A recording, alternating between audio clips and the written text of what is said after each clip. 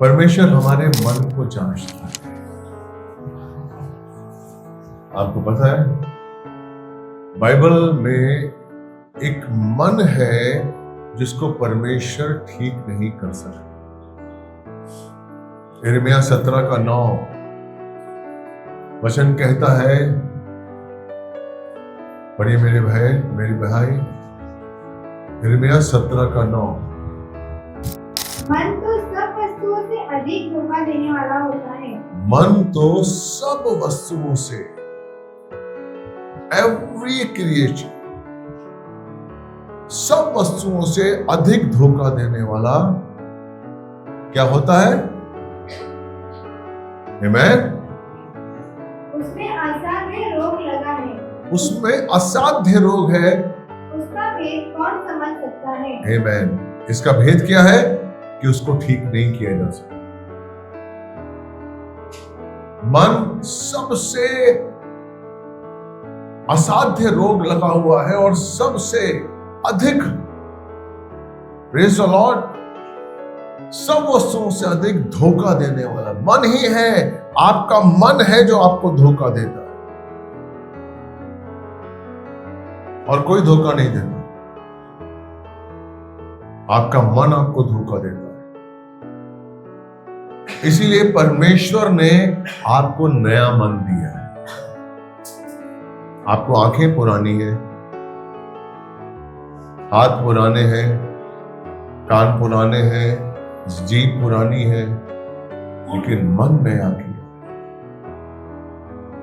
मन नया दिया है। एजेकियल 36:26 पढ़िएगा। एजेकियल 36:26। मैं तुमको नया मन दूंगा। मैं तुमको नया मन दूंगा और तुम्हारे भीतर नई आत्मा उत्पन्न करूंगा। नया मन, परमेश्वर ने हमें नया मन दिया है ताकि उस नए मन के द्वारा, उस नए मन में हम परमेश्वर के शिक्षा को, परमेश्वर की आज्ञाओं को, परमेश्वर की उपस्थिति को रख सके। अब इस नए मन को संभालना हमारा काम है। परमेश्वर ने हमें नया मन दिया, उसके साथ साथ हमें नई आत्मा दी और उसके साथ साथ हमें अपनी आत्मा दी है, पवित्र आत्मा। हालेलुया। आपको पता है कि आपके पास दो मन है। आपके पास दो मन है आपके शरीर में। जब आप एक मसीह बन जाते हैं, जब आप बपतिस्मा लेते हैं, जब आप परमेश्वर के चरणों में आते हैं, जब आप यीशु मसीह को अपना सर्वस्व मानते हैं, आपको दो मन मिलते हैं। पहला कुरिन्थियन 2:16। Praise the Lord. पहला कुरिन्थियन 2:16। क्योंकि प्रभु का मन किसने जाना है, उसे सिखलाए, परंतु हम में मसीह का मन है। हमें किसका मन है?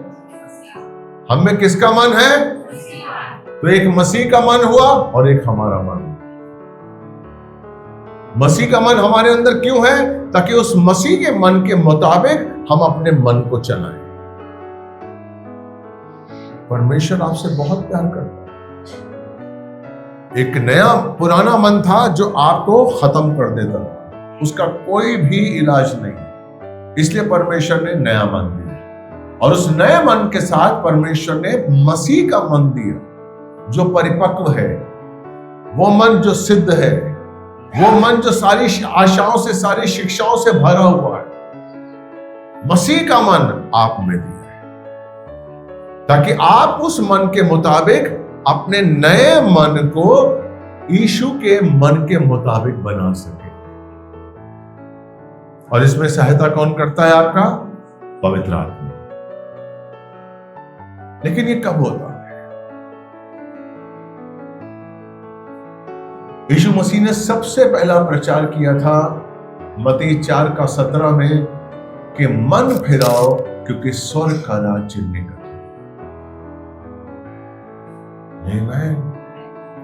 मन फिराओ। हम जब यीशु मसीह में आते हैं, हम कब कामयाब होते हैं?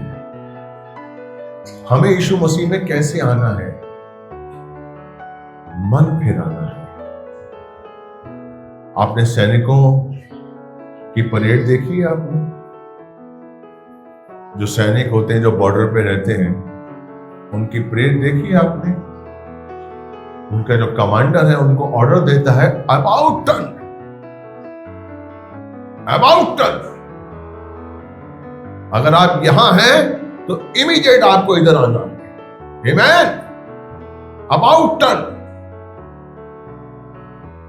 मसीह का भी यही उद्देश्य है। मसीहत भी यही सिखाती है, अबाउट टर्न। संसार से अबाउट टर्न, तब आप मन फेराएंगे।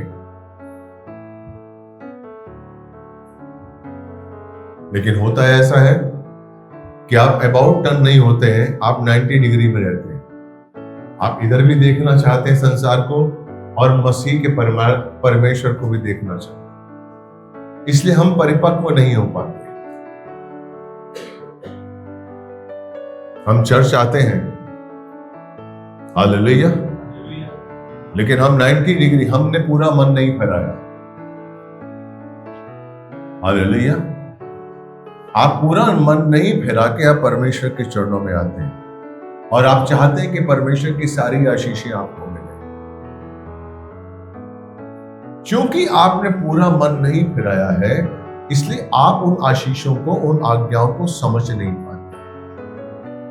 क्योंकि आपने पूरा मन नहीं फैलाया है, इसलिए आप परमेश्वर के मन को समझ नहीं पाते, परमेश्वर के स्वभाव को समझ नहीं पाते, क्योंकि आपने पूरा मन नहीं फैलाया है। आप में वो स्वभाव नहीं आ पाता कि आप परमेश्वर को समर्पित करें। आप में दीनता और नम्रता नहीं आती क्योंकि आपने पूरा मन नहीं फेराया। आप अधूरे मन से आ रहे हैं। कभी चंगाई मिली, आप खुश हो गए।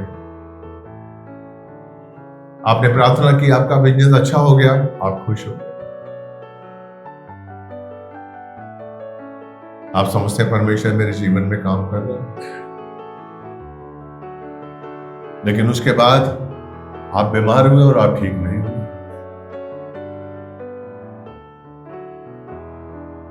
आपकी बिजनेस नहीं चल रहा है, आपको नौकरी से निकाल दिया गया। क्योंकि आपने मन नहीं फिराया है, अब आप परमेश्वर पर दोष लगाते हैं, आप कलीसिया पर दोष लगाते हैं, फिर आप पास्टर पर दोष लगाते हैं। ये पास्टर सामर्थी नहीं है, इस पास्टर में सामर्थ नहीं है, इसकी प्रार्थनाएं परमेश्वर नहीं सुनता।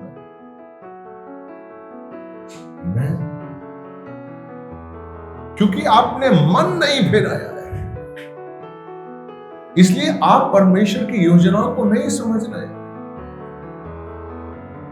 कई बार परमेश्वर आपकी आशीषों को रोककर आपके अंदर एक स्वभाव डालना चाहता है। जब आप छोटे से थे, 3 साल के थे, 4 साल के थे, और आपने पापा से मांगे होंगे 500 रुपए, और आपके पापा ने कहा नहीं, नो, नहीं मिलेंगे 500, ये 5 रुपए ले लो। दूसरे लोग हो सकता लाए हो और आपको बुरा, कैसा मेरा बाप है, 500, खुद गाड़ी में घूमता है मेरा बाप, खुद इतने पैसे खर्च करता है और मुझे 500 रुपए नहीं दे सकता।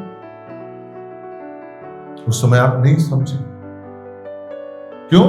क्योंकि आपका पिता आपको समझाना चाहता है, आपके स्वभाव में गंभीरता लाना चाहता है, आपको बताना चाहता है कि तुम इतने बड़े नहीं हो। लेकिन वही जब आप 25 साल के होते हैं और आप मांगते हैं 5000, तो आपका बाप आपको देता है। एक समय था जब आपको 500 रुपए नहीं देता था, आज एक समय है जब आपको 5000 रुपए देता है।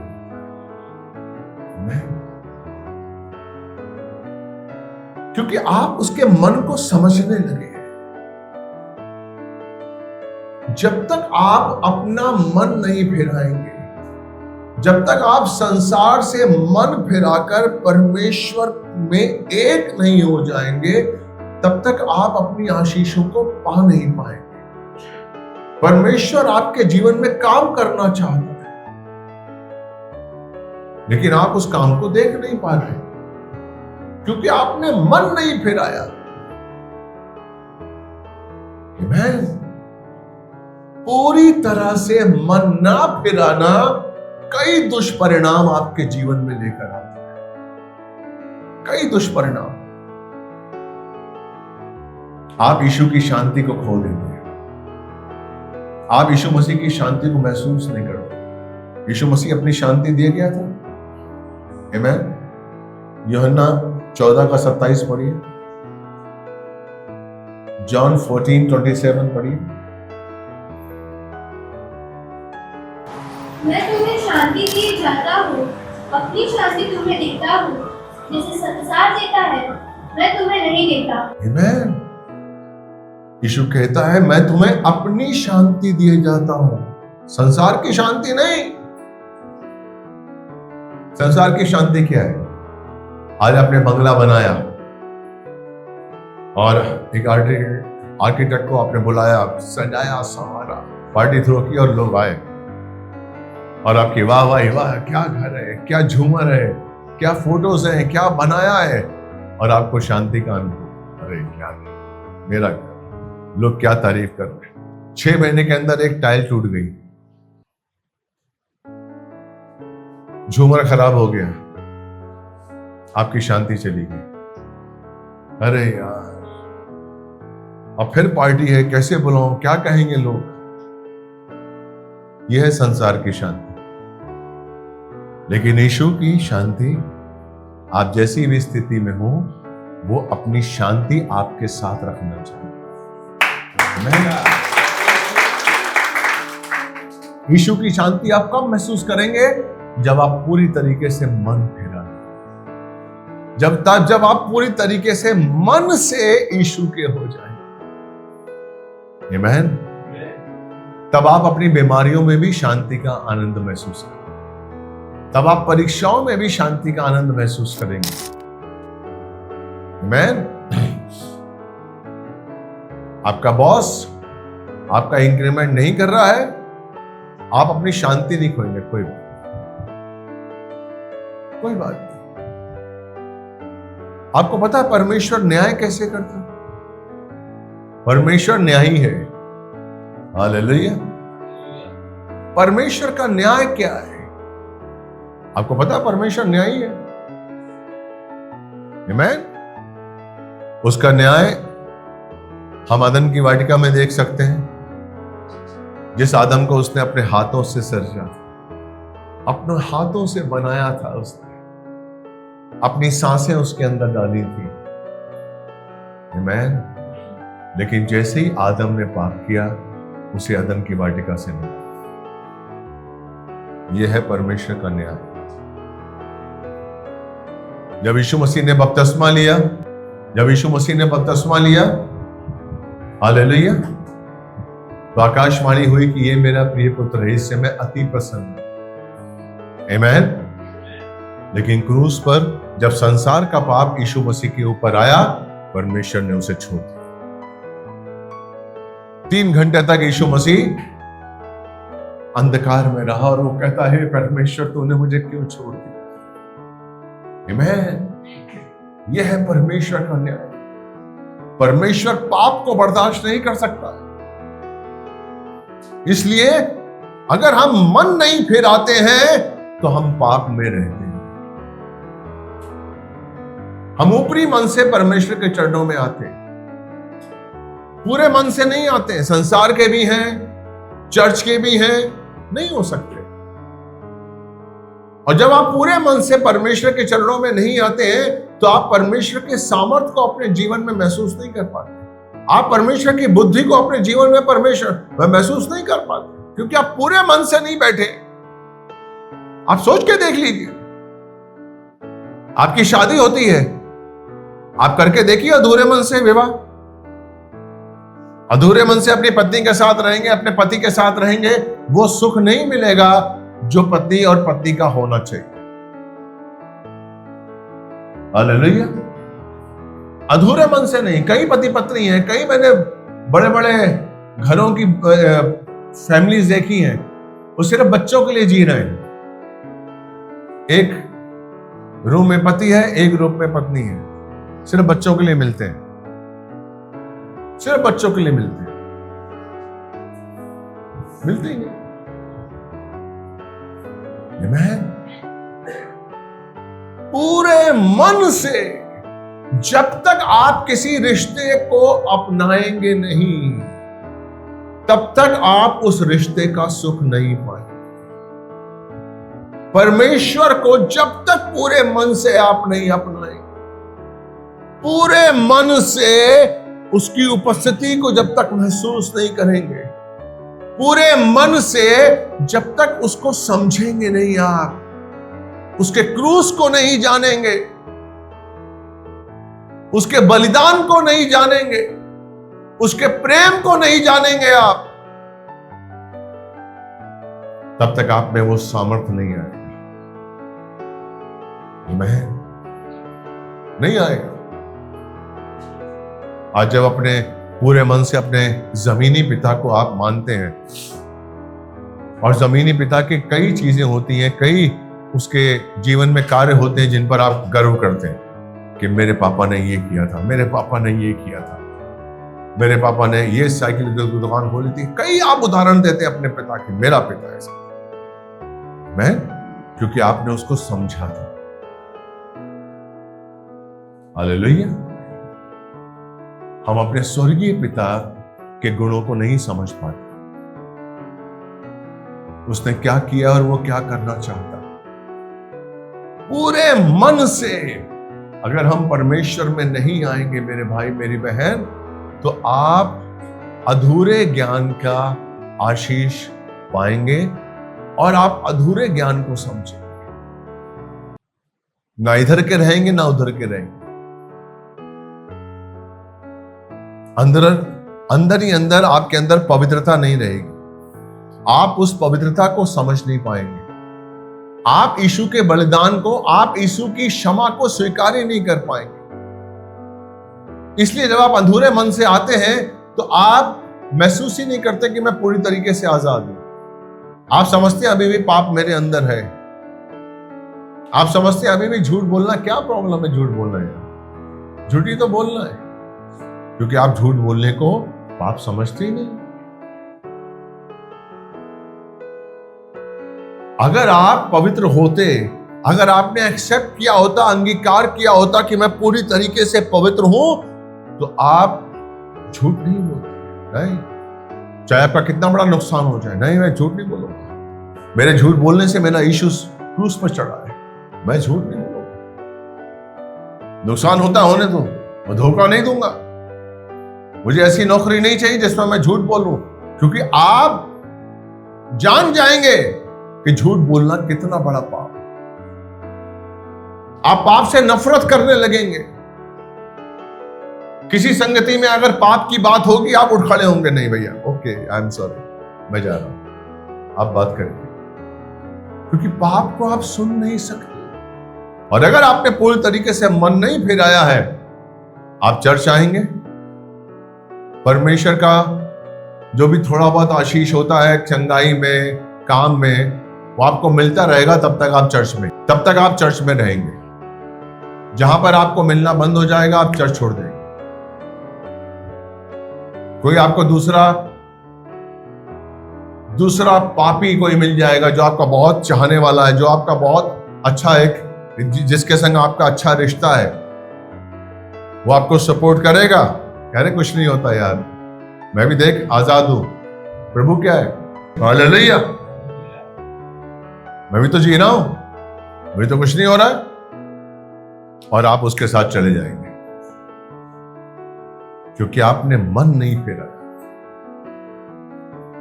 मैं आपको सच कह रहा हूं मेरे भाई, समय आ गया है जब हम पूरे मन से प्रभु के चरणों में आए। पूरे मन से,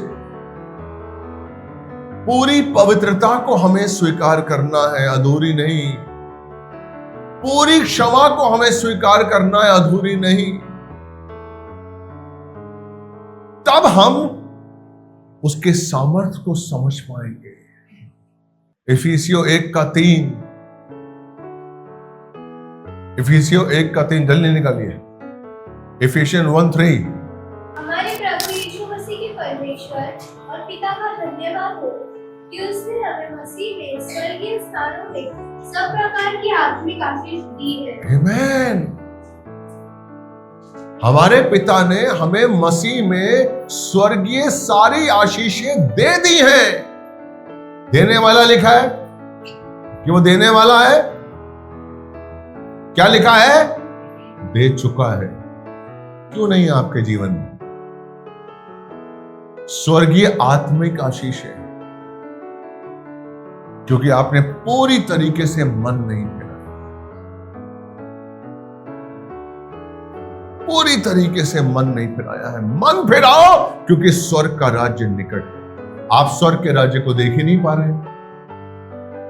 स्वर्ग का राज्य आपके पास में, लेकिन चूंकि आपने पूरी तरीके से मन नहीं फिराया है, आप आधा मन परमेश्वर के पास रखते हैं, आधा मन आप संसार में रखते हैं, अपने रिश्तों में रखते हैं। इसलिए आप उन स्वर्गीय आशीषों को जो परमेश्वर आपको दे चुका है, आप देख नहीं पा रहे, महसूस नहीं कर पा रहे, महसूस नहीं कर पा रहे।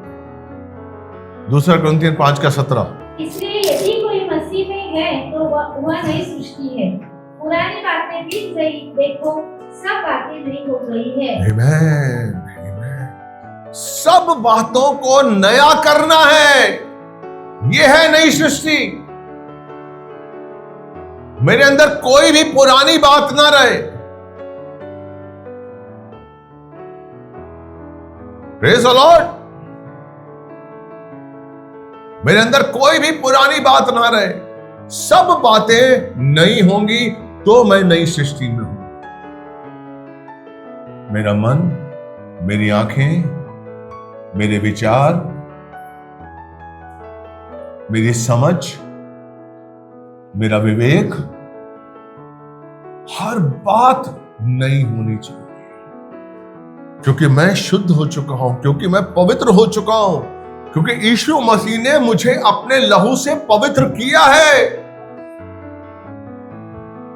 Hallelujah, praise the Lord.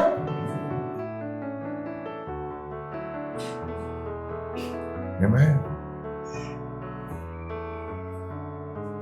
इधर 2 कुरिन्थियन 5 निकालिए, 2, 3, 4 निकाल दे। अब इनकी शर्ट आप ऊपर पहन लो, इसी के ऊपर पहन लो। बैठ जा बेटे, बैठ जा, बैठ जा।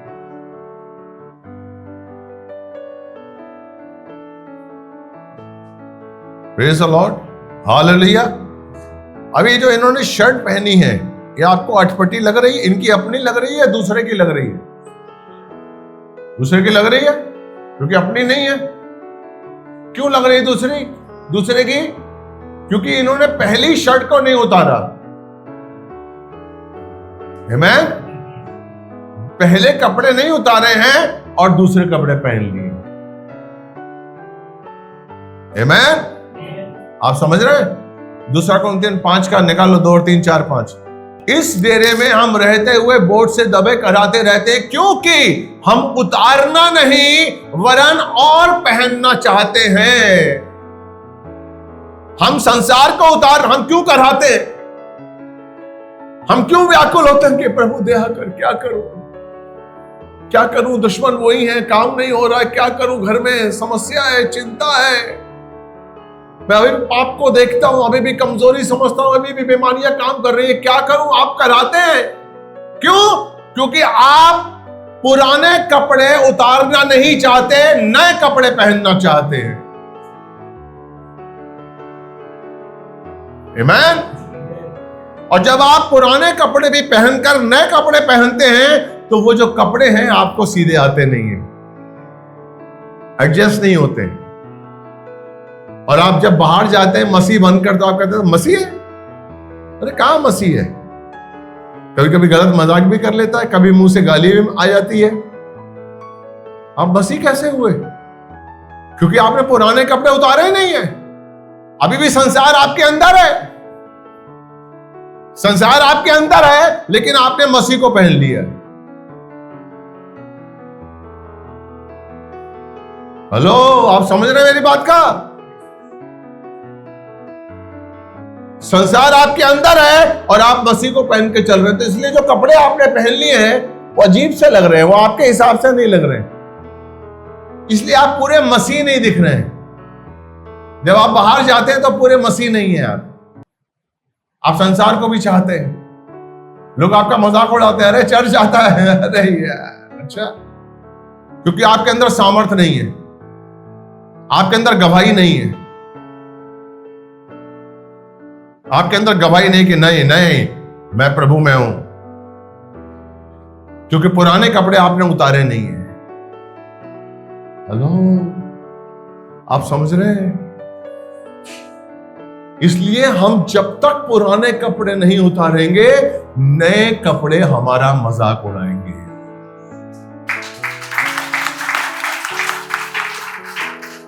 आमीन। और नए कपड़े मजाक उड़ाएंगे, ना हमें परमेश्वर का सामर्थ मिलेगा, ना आत्मिक आशीषें मिलेंगी, ना परमेश्वर के प्रोमिसेस और उसकी आज्ञा हमारे जीवन में काम करेंगी। बस हम आते जाते हुए मसीह हैं, बस कुछ नहीं कर पा रहे। हालेलुया बोल पा रहे, हालेलुया, प्रेज द लॉर्ड, बस क्योंकि वो काम ही नहीं कर रहा है। एक सच्चा मसीह कब है? कौन है? एक सच्चा मसीह जब चलता है ना, तो परमेश्वर उसके साथ चलता है। आमीन। परमेश्वर आपके साथ कब चलेगा? जब संसार आपसे दूर हो जाए, जब संसार को अपने से दूर कर देंगे। आज आप डरते हैं, आज आप डरते हैं, संसार को दूर करने से डरते हैं। अब संसार मुझसे दूर नहीं होना चाहिए, आप डरते हैं, आप डरते हैं संसार से दूर होने के लिए, क्योंकि आप अंदर से समझते हैं कि आपका पालन पोषण संसार कर रहा है। आप यही समझते हैं, क्योंकि आपने पुराने कपड़े नहीं उतारे हैं। इसलिए परमेश्वर की आज्ञाएं जो है, तू क्या खाएगा, तू क्या पहनेगा, तू कहां रहेगा, इसकी चिंता मत कर, मैं हूं। सारी धार्मिकता, ये सारी चीजें तेरे पीछे आएंगी। ये वचन आपके जीवन में काम ही नहीं कर रहा है, नहीं काम कर रहा है। क्यों? क्योंकि आप डरते हैं कि संसार अगर मुझसे चला गया तो मेरा धंधे का क्या होगा। आप ये भूल जाते हैं कि वो सर्वशक्तिमान है और वो मेरा पिता है। जब वो सर्वशक्तिमान आपको अपना पुत्र बनाना चाहता है, तो संसार क्या करेगा? आपका बैंक बैलेंस आपका बचाएगा, आपकी गाड़ियां आपको बचाएंगी। मैं आपको सच कह रहा हूं, मैंने ऐसे कई बीमार देखे हैं, बहुत धनी हैं, लेकिन जब वो बीमार पड़े उनका पैसा काम नहीं आया, हॉस्पिटल पहुंचते खत्म हो गए, कोई पैसा काम नहीं। प्रभु काम आएगा। आमीन। और अगर हम अकस्मात मर भी जाएं तो हमें वादा है, हमें प्रार्थना है, हम जानते हैं कि हम यीशु के पास जाएंगे, हम यीशु के हैं। इसलिए अपने पुराने कपड़ों को पहनकर मसीहत को मत पहनिए, उतारिए पुराने कपड़ों को और मसीहत को पहनिए। तो परमेश्वर का सामर्थ, परमेश्वर का जीवन, परमेश्वर की ज्योति आपके अंदर काम करेगी। सॉरी चंदन भैया, इनके लिए जोरदार तालियां बजाइए अपनी।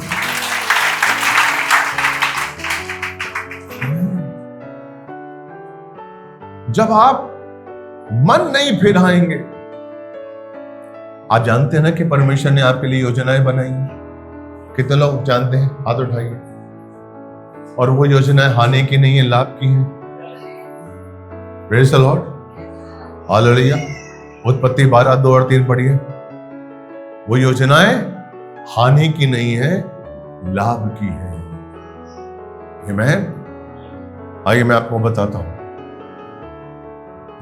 Praise the Lord. 12 का 3 और 2 और 3। और मैं तुझसे एक बड़ी जाति बनाऊंगा और तुझे आशीष दूंगा और तेरा नाम महान करूंगा। और तुझे आशीष दूंगा। ये उसकी योजना का पहला हिस्सा है। तुझे आशीष दूंगा, ये उसकी योजना का पहला हिस्सा है, जो कि यिर्मयाह 29 का 11 आप पढ़ेंगे तो आपको पता चलेगा उसकी योजना हानि की नहीं है, लाभ की है। तो उसकी योजना का पहला पहलू क्या है कि तुझे आशीष दूंगा। आमीन। तीसरा, जो तुझे आशीर्वाद दे उन्हें मैं आशीष दूंगा, और जो तुझे कोसे उसे मैं श्राप दूंगा, और भूमंडल के सारे फूल तेरे द्वारा आशीष पाएंगे। आमीन। भूमंडल के सारे कुल तेरे द्वारा आशीष पाएंगे। ध्यान से समझिए, परमेश्वर की योजनाएं हैं, उसके दो पहलू हैं।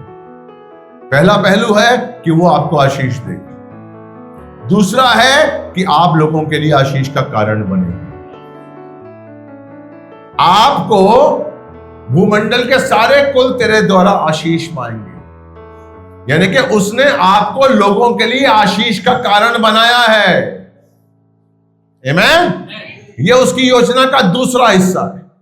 पहला हिस्सा क्या है? मैं तुझे आशीष दूंगा। दूसरा हिस्सा क्या है? कि तुझे भूमंडल के सारे जातियां आशीष तेरे द्वारा आशीष पाएंगी। ध्यान से समझिए, इधर देखिए। अब जब आप पूरी तरीके से मन नहीं फेराते तो परमेश्वर की योजना का यह हिस्सा आपके जीवन में काम नहीं करता। जब आप पूरी तरीके से मन नहीं फेराते हैं, आप इस बात से तो खुश हैं कि परमेश्वर मुझे आशीष देगा, ओके, लेकिन उसकी योजना का दूसरा हिस्सा कि तुझे दूसरे लोगों के लिए आशीष का कारण बनना है, उसके लिए आप तैयार नहीं, क्योंकि उसके लिए आपको जाना पड़ेगा, लोगों की सेवा में जाना पड़ेगा, लोगों के लिए आशीष का कारण बनना पड़ेगा।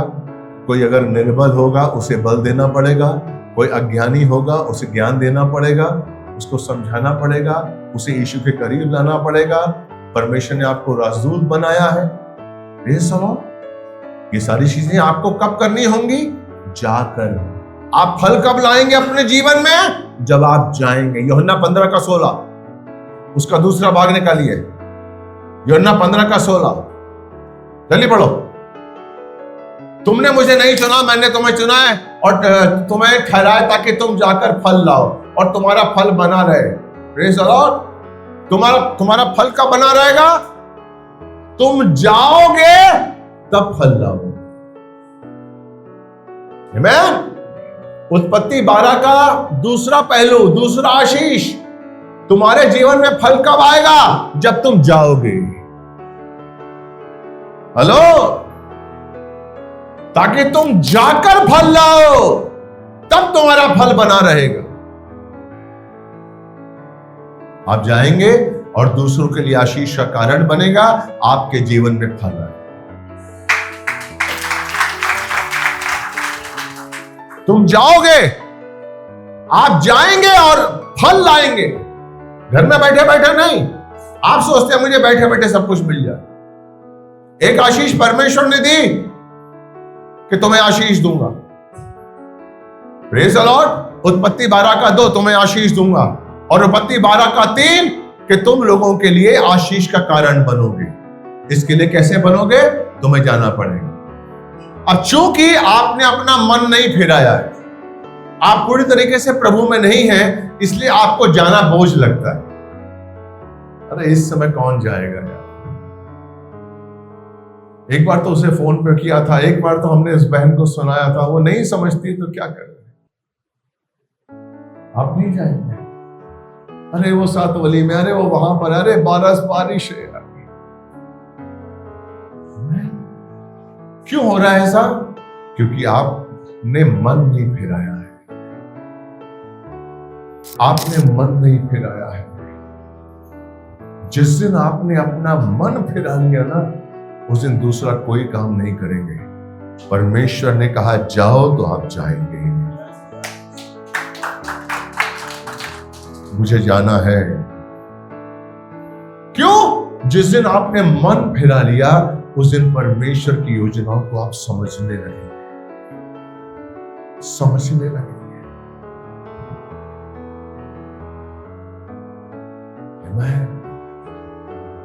इब्राहिम उस तंबू के बाहर दोपहरी में बैठा हुआ था। प्रेज़ द लॉर्ड, दोपहरी में बैठा हुआ था। 18 का 5 निकालिए, उत्पत्ति 18 का 5। आमीन। ध्यान दीजिए, परमेश्वर का वचन अद्भुत है। ध्यान दीजिए मेरे भाई, ध्यान दीजिए। 18 का 5 उत्पत्ति।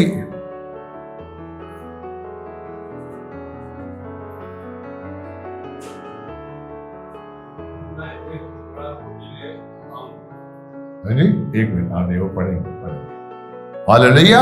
अब यहां पर पिता पुत्र पवित्र आत्मा इब्राहिम के घर में आते हैं और वो खड़ा हुआ बैठा हुआ है। उसको 25 साल पहले परमेश्वर ने कहा था कि तेरे बच्चा होगा। वो परमेश्वर के कहने पर अपना घर बार छोड़ के आ गया। आमीन। वो प्रार्थना में बैठा हुआ है घर के बाहर। वो प्रार्थना में बैठा हुआ दोपहर की दोपहरी में, धूप है, बैठा हुआ है। आमीन। बैठा हुआ है, प्रभु से प्रार्थना कर रहा है, धन्यवाद की प्रार्थना कर रहा है। उस समय कोई बाइबल नहीं थी, पवित्र आत्मा नहीं उतरा था। Praise the Lord. 24 साल पहले उसे परमेश्वर ने वादा किया था कि बच्चा होगा। अभी तक बच्चा नहीं हुआ था, वो बैठा हुआ था। जैसे ही पिता पुत्र पवित्र आत्मा आए, उसके मन में बोझ आया, सेवा का बोझ आया कि मेरे पापा आए हैं। पापा आप बैठिए, मैं आपके लिए क्या लेकर आऊं? मैं आपके लिए बकरा, कुछ तो खा के जाइए, बकरा लेके आऊं, रोटी लेकर आऊं। Praise the Lord. हालेलुया। मेरा पिता मेरे घर पे आया है। Praise the Lord. और यहां वो क्या कहता है? उसका 5वां, आप तो अपने दास के यहां पधारे हैं, इसलिए मैं कुछ रोटियां ले आऊंगा कि आप खाकर तृप्त हो, उसके बाद भले ही चले जाए। क्या कह रहा है इब्राहिम? परमेश्वर सर्वशक्तिमान एल एलोही से क्या कह रहा है? उस सर्वशक्तिमान को, परमेश्वर को इब्राहिम तृप्त करना चाहता है। आमीन। उसे कोई तृप्त कर सकता है? वो कह रहा है मैं रोटियां लाऊं ताकि आप तृप्त हो जाएं, आप सेटिस्फाई हो जाएं। आमीन। यह है समर्पण, यह है प्रेम कि मैं तृप्त करना चाहता हूं आपको। अब बताइए मैं क्या सेवा करूं, मैं क्या करूं जिससे आप तृप्त हो जाए? कितनी बड़ी चाह है उसकी कि मेरे घर में मेरे पिता आए हैं, मैं उसे तृप्त करना चाहता हूं। बूढ़ा आदमी है, बच्चे का वादा 24 साल पहले परमेश्वर ने किया था, कुछ नहीं हुआ। बूढ़ी बीवी है, उसका मासिक धर्म बंद हो गया है, बच्चा जन्म नहीं सकता, प्रकृति के अनुसार बच्चा जन्म नहीं सकती वो,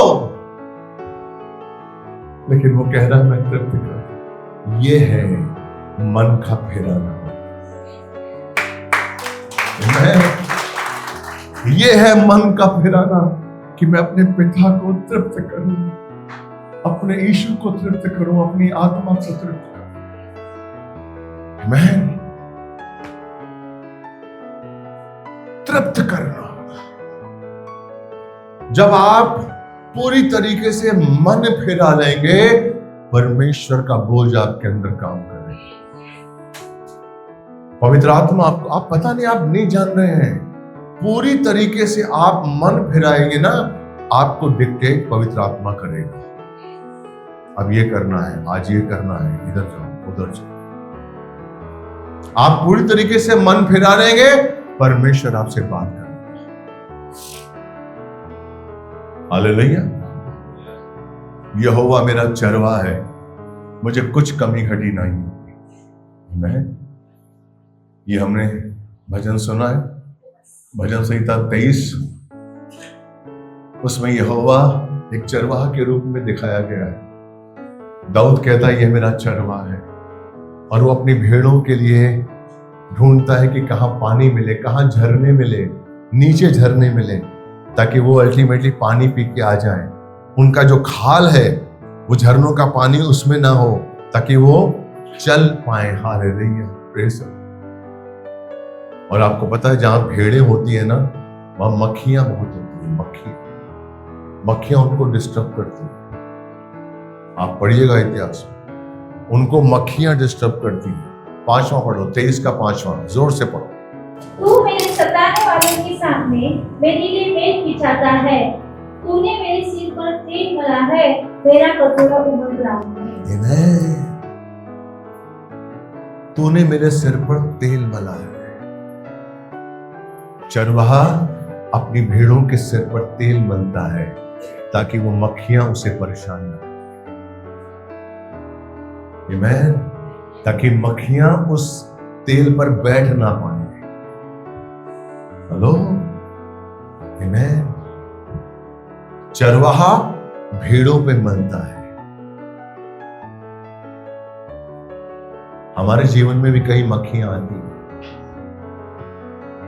हमारे जीवन में भी कई मक्खियां आती हैं, हमको परेशान करती हैं। छोटी छोटी मक्खियां, छोटे छोटे गलत विचार। Praise the Lord. इसलिए हमें भी उस आशीषित तेल से अपने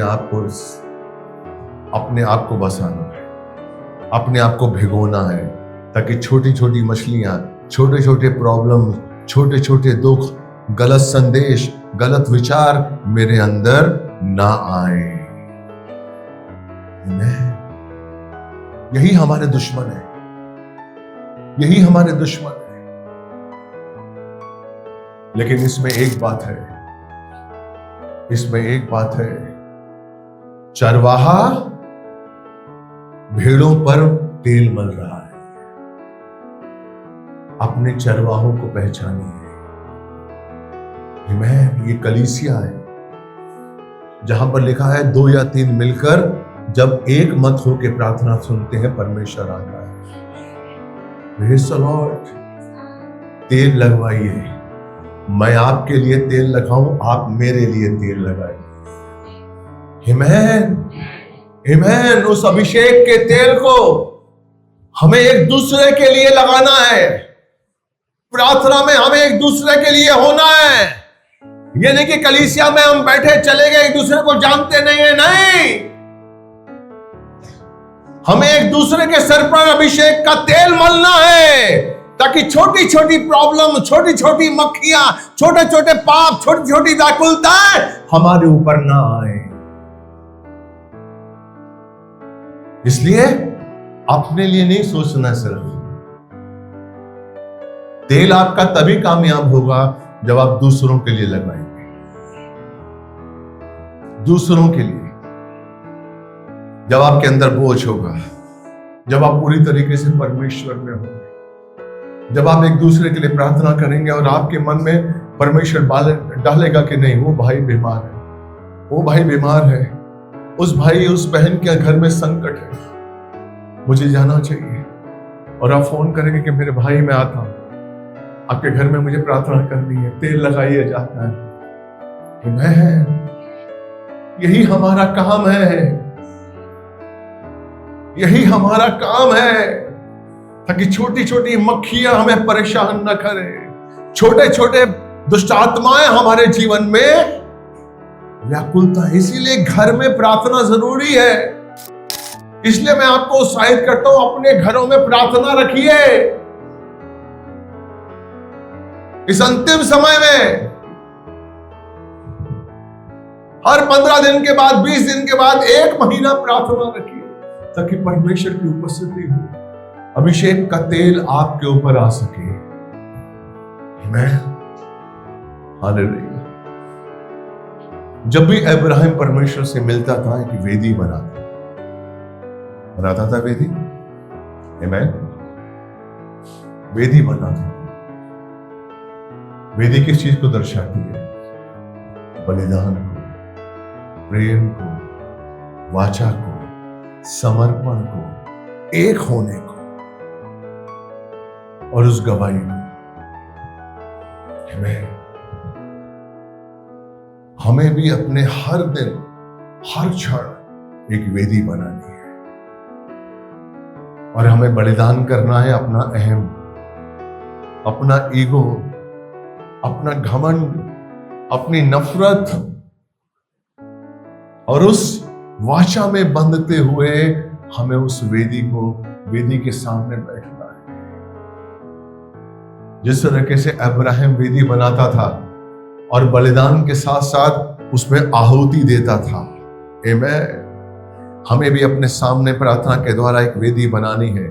अपनी अहंकार को, अपने नफरत को, अपनी गलत चीजों को उस वेदी में डालिए, उस वेदी में डालिए, हवन कर दीजिए, ताकि हम पूरी तरीके से पवित्र हो सके और परमेश्वर का अभिषेक हमारे जीवन में काम कर सके। आमीन। इस अंतिम समय में हमें अपने आप को बचाना है मेरे भाई। मैं आपको सच कह रहा हूं, सिर्फ नौकरियां मत मांगिए कि मुझे परमेश्वर 10,000 की नौकरी दे दूंगा मैं खुश हूं। कोई खुश नहीं है। परमेश्वर ने इजरायलियों को 40 साल तक मन्ना खिलाया, चट्टान से पानी पिलाया, उनको रोज दिखता था वो बादल के रूप में, आग के रूप में, फिर भी परमेश्वर उससे प्रसन्न नहीं था और सबके सब मारे गए। कोई भी कनान देश नहीं जा पाया। इसलिए अगर आपको लगता है कि मेरे जीवन में परमेश्वर मेरी बीमारी ठीक कर रहा है, मुझे पैसा दे रहा है, मुझे आशीष दे रहा है, तो मेरा परमेश्वर मुझसे खुश है, नहीं, कभी मत सोचो। परमेश्वर खुश कब होता है?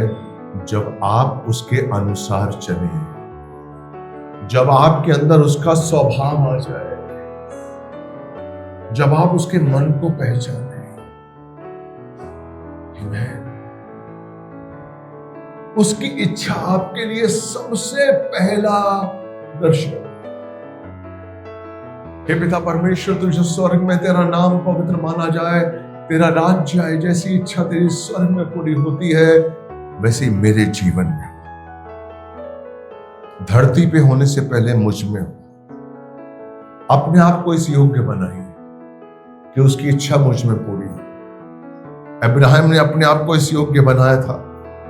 137 साल का भाई, बूढ़ा, 99 साल में उसको बच्चा हुआ, 32 साल का बच्चा उसके सामने लेटा हुआ है और पिता कहता है इसको मार, मुझे इसकी बलि चाहिए। अब्राहम कहता मैं यहां हूं, तो बता पिता मैं क्या करूं, कहां पर आऊं? मोरे पर्वत पर आ। उसने नहीं कहा लकड़ी लेकर आ, उसने नहीं कहा आग लेकर आ, उसने नहीं कहा छुरी लेकर आ, नहीं कहा, सब कुछ अब्राहम ने कर दिया। मुझे मेरे पापा की इस इच्छा पूरी करनी है, मुझे अपने पापा की इच्छा पूरी करनी है।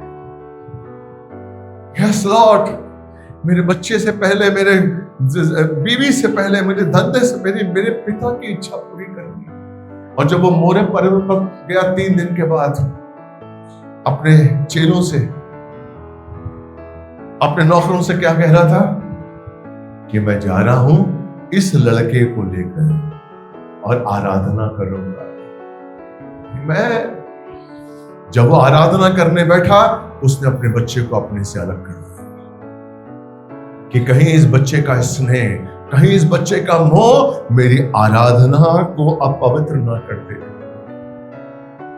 मैं आराधना करने जा रहा हूं इस लड़के के साथ, इस लड़के को लेकर। उसने अपना बेटे का नाम नहीं दिया, उसने नहीं कहा मैं इसहाक के साथ जा रहा हूं, उसने नहीं कहा मैं अपने बेटे के संग जा रहा हूं, इस लड़के के संग जा रहा हूं। क्योंकि आराधना का मतलब है सबसे जुदा होकर उसका होना, उसका हो जाना। इसलिए जब आप पूरी तरीके से उसके हो जाएंगे, तभी आप उसमें एक हो पाएंगे।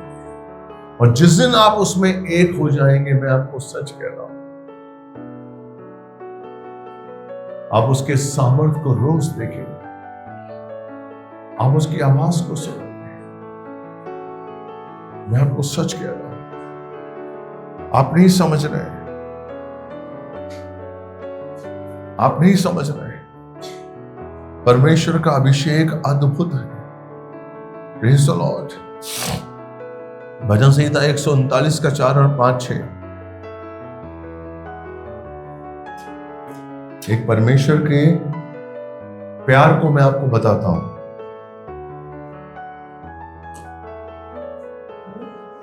हाँ जी, 139 का 4, 5, 6। हे यहोवा, मेरे मुंह में ऐसी कोई बात नहीं जिसे तू पूरी रीति से न जानता हो। हाँ तूने मुझे आगे पीछे घेर रखा है हाँ जी, और अपना हाथ मुझ पर रखे रहता है। हाँ। ये ज्ञान मेरे लिए बहुत कठिन है, ये गंभीर और मेरी समझ से बाहर है। ये ज्ञान मेरे लिए बहुत कठिन है, ये गंभीर और मेरी समझ से बाहर है। कौन सा ज्ञान? कि तूने मेरे मुख में, मेरी जबान पर जो बात आने वाली है वो तू जानता है, और तूने मुझे आगे पीछे से घेर रखा है। क्यों? क्योंकि जो जबान पर बात आपके है वो उसने दी है, इसलिए वो उसे जानता है। हेलो, ध्यान से समझिए। परमेश्वर ने आपके मुंह में कुछ डाला है। आमीन।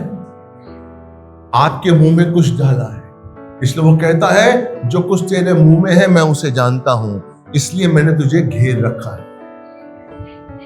आमीन। तुझे घेर रखा है ताकि शैतान तेरे मुंह से वो चुरा ना ले। आमीन। हेलो, ताकि शैतान तेरे मुंह से वो बात ना चुरा ले, वो सामर्थ ना चुरा ले, इसलिए मैं तेरे आगे पीछे मैंने तुझे घेर रखा है।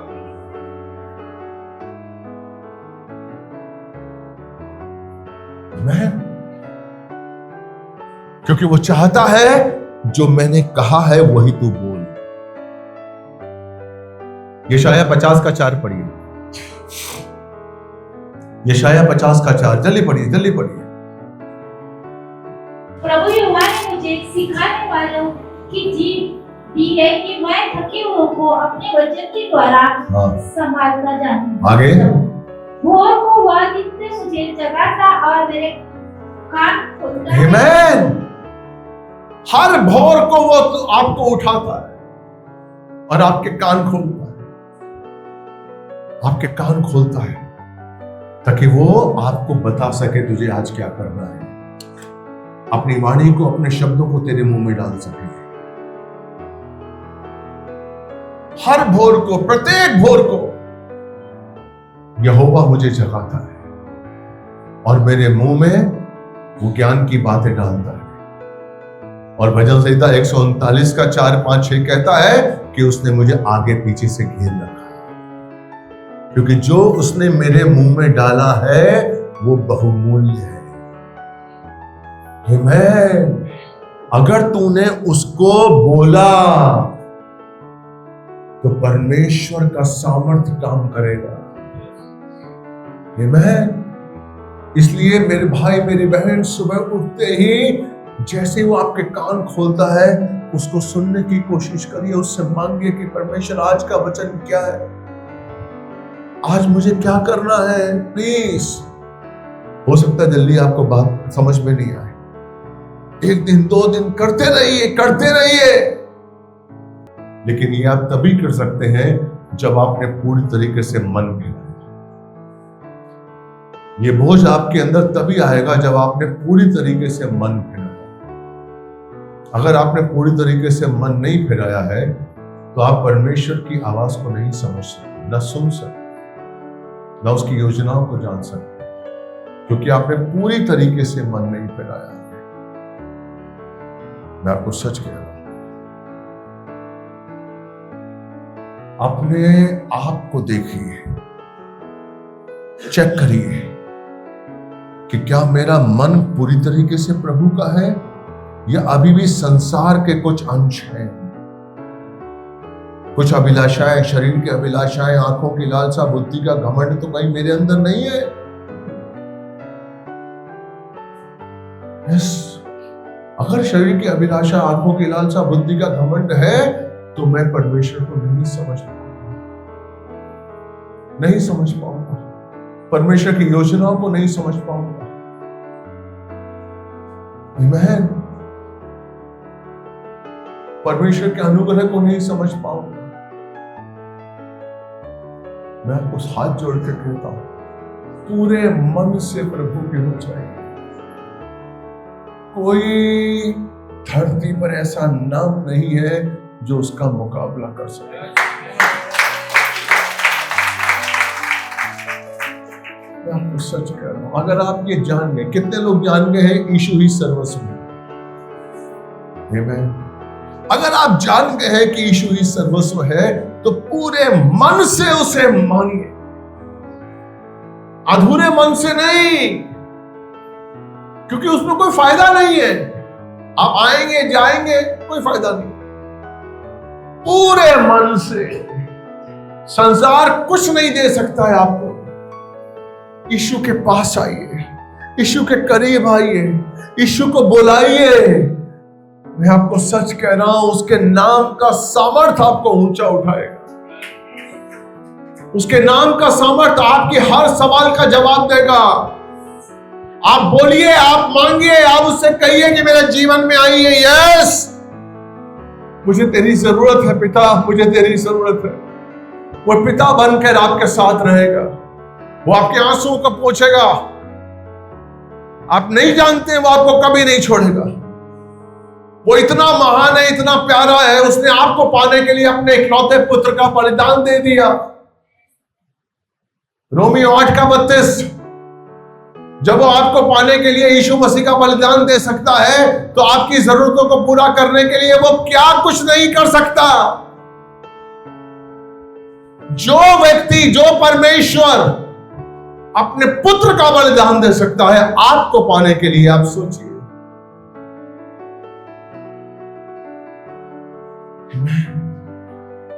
मैं आपसे रिक्वेस्ट कर रहा हूं, पूरी तरीके से उसके एक हो जाइए, पूरे मन से उसे प्यार करिए, अधूरे मन से नहीं, पूरे मन से, पूरी शक्ति से।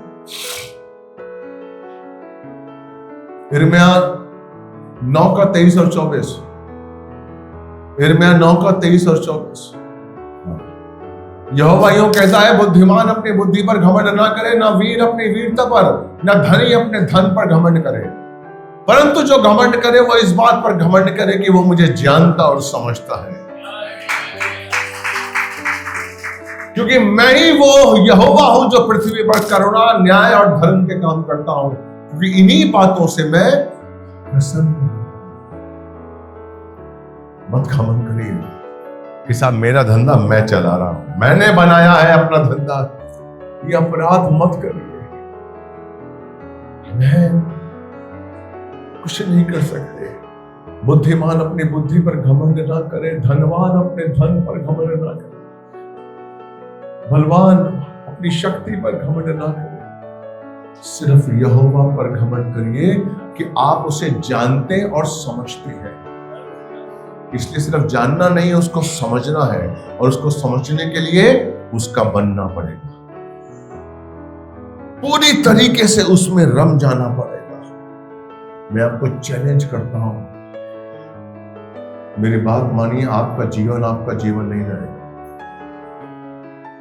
अगर आपने ऐसा कर लिया, अगले 2 हफ्ते में आप बोलेंगे कि मेरे जीवन में परिवर्तन ऐसा आया है, आप बता नहीं सकते। आप एक गवाह बनेंगे, बता रहा हूं मैं। पूरी तरीके से उसके हो जाए। वो आपकी सहायता करेगा, डरिए मत। वो आपकी सहायता करेगा, वो आपको रास्ता दिखाएगा, वो आपका हाथ पकड़ेगा, वो आपको लेके जाएगा। वो आपका पिता है, इसलिए डरिए मत। पूरी तरीके से उसके हो जाए। मैं विश्वास करता हूं आज का वचन आपको अच्छा लगा हो। Praise the Lord. मनन करिए, इस वचन को मनन करिए। नेक्स्ट संडे ये वचन आपको YouTube पे मिलेगा, लेकिन प्लीज इस वचन को समझने की कोशिश कीजिए। पूरी तरीके से मन फैलाइए, अपने जीवन में परमेश्वर के राज्य को पाइए। मैं आपको सच कहूं, कितनों ने आज के इस वचन को ग्रहण किया? कितना ने इस वचन को ग्रहण किया? हमें